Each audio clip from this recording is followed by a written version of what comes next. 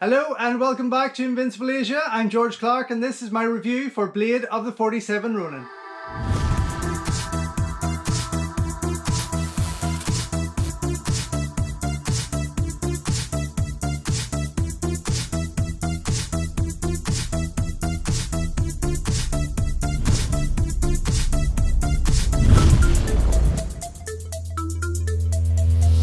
Don't forget folks, before we go any further, if you haven't already, please subscribe to the channel, ring the bell, like the video and all that jibber jabber, and thank you very much for supporting Invincible Asia. Set in the beautiful city of Budapest, the crossroads between East and West, where sword-wielding samurai seem to walk around without any problems, Blade of the 47 Ronin plays like a belated sequel to the bigger budgeted 47 Ronin that starred Keanu Reeves. Taking place 300 years later, the film tells the tale of an evil witch named Yuri, who has come to the city to seek revenge for his ancestor that was slain by one of the original 47 Ronin. But when he learns that there is one more descendant left to kill, Yuri finds himself up against the Ronin and their disciples who must fight for their lives in order to stop the warrior witch. I have to say that popular bit player and voice actor Ron Yuan does a fine job in directing Blade of the 47 Ronin.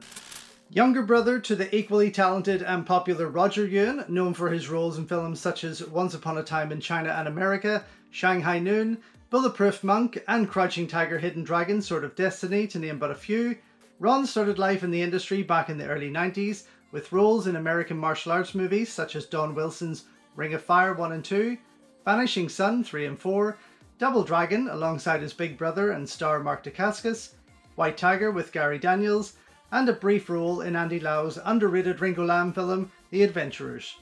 Over the years, Ron has went on to gain almost 170 credits to his name, including appearances on numerous television shows and countless voice work. 2009 would see him direct a few short films, with his first feature-length gig coming in 10 years later with the chance to direct Step Up China, a spin-off from the popular Step Up dance movies. And while it wasn't as well received as he had hoped, it certainly didn't put him off, and it's clear that a genre movie such as Blade of the 47 Ronin is best suited to the man. As the director of 7 independent feature films myself, I always have a soft spot for indie film productions no matter what the budget, and have great respect for what Ron Yuan and his team have done here, with their strengths definitely showing in the final third of the film. Ron manages to pull together a decent cast for this martial arts adventure movie, with Mark Dacascos proving to be the biggest name of them all. I've long been a huge fan of this handsome and hugely underrated star, from his early days in American Samurai, Only the Strong and Double Dragon, to his greatest moments in Crying Freeman, Brotherhood of the Wolf and Steve Wang's incredible Drive, and I've always championed him and his work in the cinematic world. Hot off the success of John Wick 3 and Wu Assassins, Ron definitely made a good move in getting Mark on board, which will hopefully bring in a bigger audience to this fun action flick. The brilliant Dan Southworth, who I first saw in the fun US Seals Part 2, stars as the witch known as Yuri, and although he doesn't really get to bust a move until the final showdown, the wait was definitely worth it.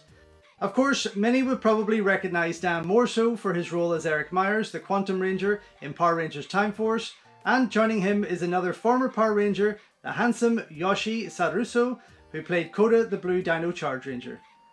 In the run-up to this production, Yoshi also appeared in the popular independent martial arts film Paper Tigers and Brad Pitt's Bullet Train, as well as many fun fight-filled shorts. Popular Vietnamese actor Dustin Nguyen, who has crossed paths with the director a number of times over the years, does a great job as Nico and impresses once again in the action department. Chris Pang from films such as Fist of the Dragon, Crouching Tiger, Hidden Dragon, Sword of Destiny, and Crazy Rich Asians joins the team, as does the charismatic Mike Moh, who had his start in Jackie Chan's Robbie Hood, as well as impressing as Ryu in the Street Fighter web movies, and once again as Bruce Lee in Tarantino's Once Upon a Time in Hollywood. If there was one thing I really didn't enjoy about the film, it was the decision to put a gang of young girls as the main focus, played by the likes of Anna Hakana, Teresa Ting, Chikako Fukuyama, and Luna Fujimoto respectively. While they weren't awful for the most part and did a great job in the action department, I just felt that they took the film in a totally different direction, making Blade of the 47 Ronin feel more like an episode of Warrior Nun rather than Wu Assassins at times. But there was still definitely enough to love about it, from its slick cinematography to its nice lighting and fun score, as well as the decent editing delivered by a certain Chuck Norris. No, not the same Chuck Norris you're thinking of. While its production design, corny script and modern direction definitely put this as far removed from the aforementioned hugely underrated Hollywood remake as possible, it's fair to say that Blade of the 47 Ronin is still very much a Netflix-style comic book movie. And although it won't appeal to everyone, fight fans will enjoy the wide range of martial arts action on offer, directed by Zach Roberts, James Newman and the brilliant Dan Southworth himself. While it does focus mainly on the swordplay side of things, the team deliver plenty of well-designed battles that still allow those with the ability to move the chance to show off their true skills, which really made the movie for me.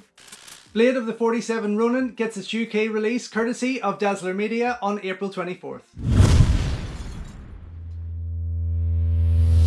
So overall, action-packed and well made with a solid second half, Blade of the 47 Ronin will keep fight fans happy and is definitely worth checking out. So thank you once again for watching another video here on Invincible Asia. Don't forget you can check out hundreds of others here on the channel. You can also show your continued support by heading over to my new merch store or by checking out invincibleasia.com, where you can read my full movie reviews and follow me on Instagram @InvincibleAsia. Until next time though, enjoy your Kung Fu and I will see you soon.